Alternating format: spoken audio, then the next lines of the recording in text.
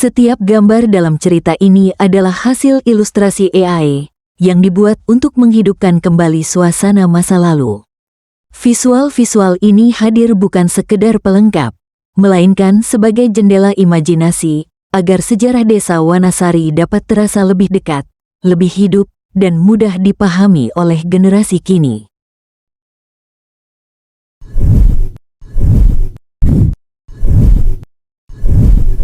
Om Swastiastu. Bayangkan sebuah tempat di mana setiap pohon menyimpan bisikan masa lalu, setiap aliran sungai membawa cerita nenek moyang, dan setiap langkah di tanahnya penuh makna dan sejarah. Di sebuah sudut barat daya Pulau Bali, tersembunyi sebuah desa yang namanya bermakna Cahaya Wanasari. Namun, sinar yang terpancar dari desa ini bukan hanya datang dari alamnya yang subur, melainkan dari jejak langkah para leluhur yang menanamkan nilai, spiritualitas, dan kearifan dalam kehidupan sehari-hari. Seperti kebanyakan wilayah di Bali, Wanasari lahir bukan dari lembaran prasasti atau dokumen kerajaan. Ia hidup dalam cerita-cerita yang diwariskan lisan, dalam tembang, dalam petuah, dalam upacara. Dan dari situlah kisah ini dimulai.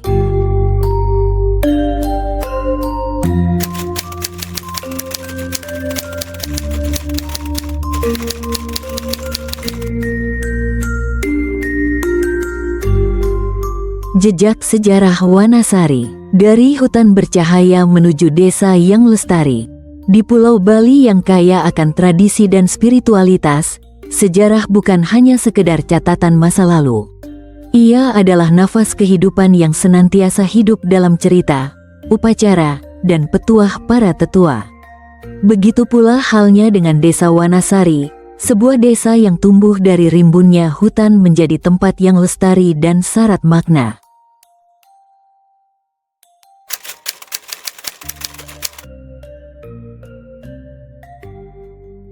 Di Bali, tak banyak desa yang memiliki dokumen tertulis mengenai asal-usulnya.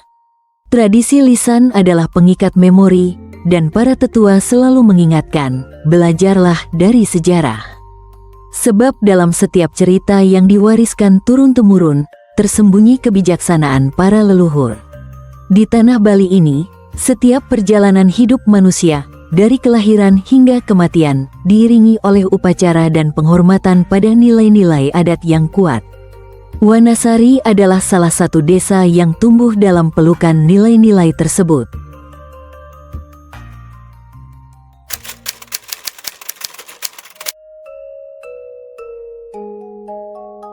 Di antara hamparan alam subur Bali, berdirilah sebuah desa yang tak hanya kaya akan hasil tani, tetapi juga syarat makna sejarah dan spiritualitas, Desa Wanasari. Sebuah nama yang tak hanya indah, namun syarat harapan. Secara etimologis, nama ini berarti hutan yang bercahaya atau hutan yang bersinar. Nama ini bukan sekedar julukan, melainkan cerminan harapan bahwa desa ini akan memancarkan cahaya bagi masyarakat, bangsa, dan negara. Seiring waktu, Wanasari memang melahirkan banyak tokoh teladan yang harum namanya hingga ke tingkat nasional. Mereka adalah wujud dari cita-cita yang terkandung dalam nama itu. Nama ini pertama kali digunakan oleh keluarga Jero Wanasari, keluarga pelopor dalam pertanian padi. Di masa ketika beras hanya tersedia untuk upacara suci, keluarga ini mampu memproduksinya dalam jumlah cukup. Masyarakat pun sering datang meminta bantuan, dan tradisi berbagi itu terus hidup hingga kini, menjadi ciri khas warga Wanasari.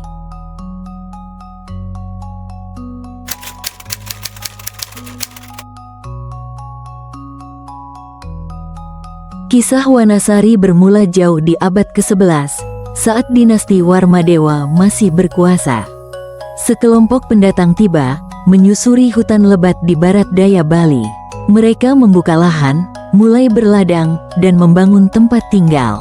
Namun, bencana datang dalam bentuk yang tak terduga. Serangan semut yang menghancurkan hasil panen, membawa kelaparan.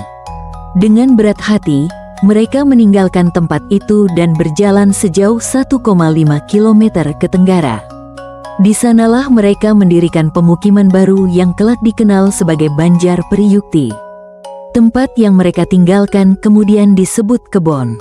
Hingga kini, di sana masih ditemukan sisa tulang belulang dan bangunan pemujaan berundak. Desa ini tumbuh di antara dua sungai, Sungai Bukbukan di barat dan Sungai Dulang di timur, dan dibangun mengikuti filosofi Trihita Karana, harmoni antara manusia, alam, dan Tuhan.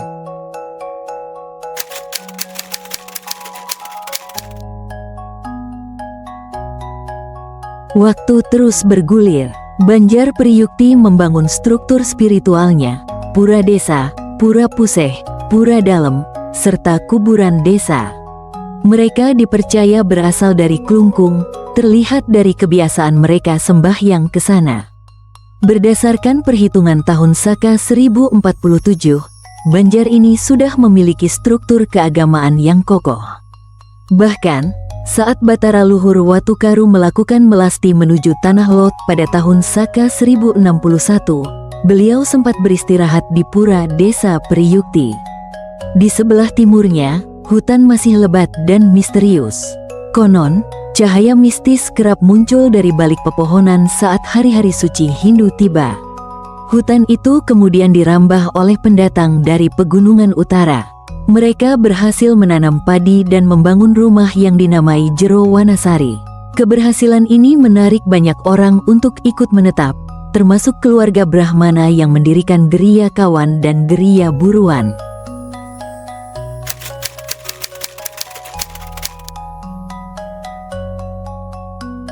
Memasuki abad ke-14, Kerajaan Tabanan mulai berdiri. Ketika pusat kerajaan berpindah ke Tabanan dari Buahan, semakin banyak orang bermigrasi ke wilayah Wanasari. Salah satu tokoh penting yang datang adalah seorang Brahmana yang membangun Geria Jambe, disusul oleh pengikutnya yang membuka lahan pertanian dan membentuk 3 subak, Subak Babakan, Subak Gunggungan, dan Subak Kebon. Di masa ini pula, seorang tokoh besar bernama Si Gede Kastawa diangkat menjadi pemimpin. Ia memperluas jalan, menata rumah-rumah, dan mengatur struktur sosial desa. Tak lama berselang, datang pula seorang kesatria, Ki Gusti Lanang Dauh dan istrinya Ni Gusti Ayu Sandan, yang membangun permukiman baru, Cikal Bakal Desa Sesandan.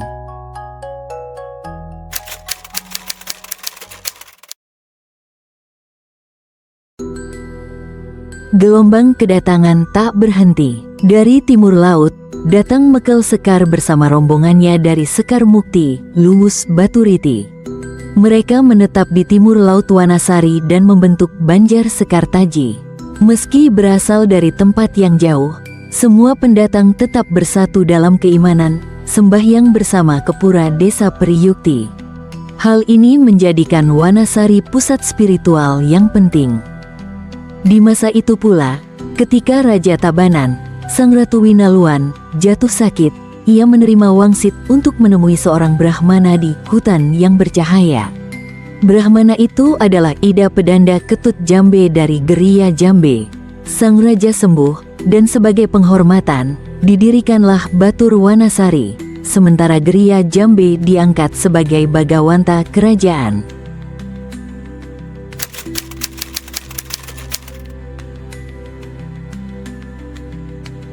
Dengan pertambahan penduduk, desa Priyukti yang berada di dataran rendah menjadi sulit diakses saat musim hujan. Maka, dengan restu raja dan inisiatif para Brahmana, Pura Dalem dipindahkan dan dibangunlah Pura Dalem Tunon. Pura desa pun dipindah ke tepi jalan Wanasari demi kemudahan bersama. Wanasari juga memiliki peran penting dalam sejarah militer. Saat perang antara Kerajaan Tabanan dan Raja Ubung Penebel terjadi, wilayah ini menjadi benteng pertahanan. Setelah perang usai, para kesatria dan rakyat memilih menetap. Maka lengkaplah keberadaan 4 kasta Hindu, Brahmana, Ksatria, Waisya, dan Sudra, di satu desa, hidup berdampingan dalam harmoni.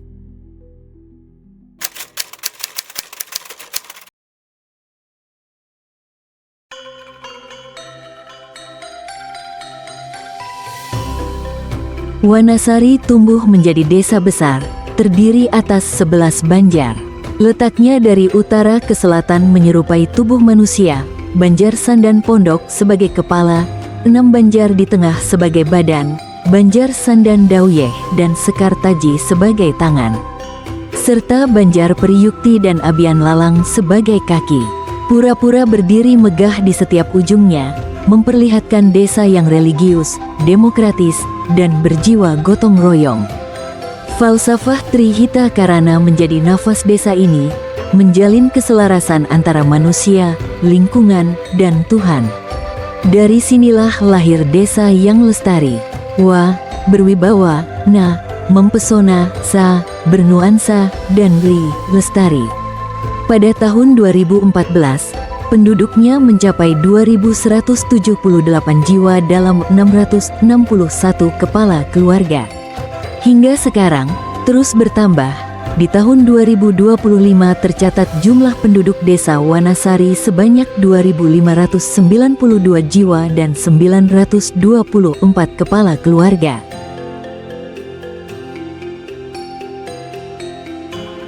Kemudian, pada tanggal 12 Januari tahun 2007, Desa Pemekaran yaitu Desa Sesandan disahkan melalui SK Bupati Tabanan nomor 85 tahun 2007. Wilayahnya juga seluas 350 hektar, dengan 7 banjar dinas, meneruskan semangat leluhur dalam harmoni dan gotong royong. Demikianlah sejarah singkat Desa Wanasari kami sampaikan. Apabila terdapat kekurangan dalam penyajian, kami mohon maaf yang sebesar-besarnya. Semoga informasi ini dapat bermanfaat dan dapat digunakan sebagaimana mestinya seperti dokumentasi, pendidikan, maupun pelestarian warisan budaya lokal. Sampai jumpa. Om Santi, Santi, Santi Om.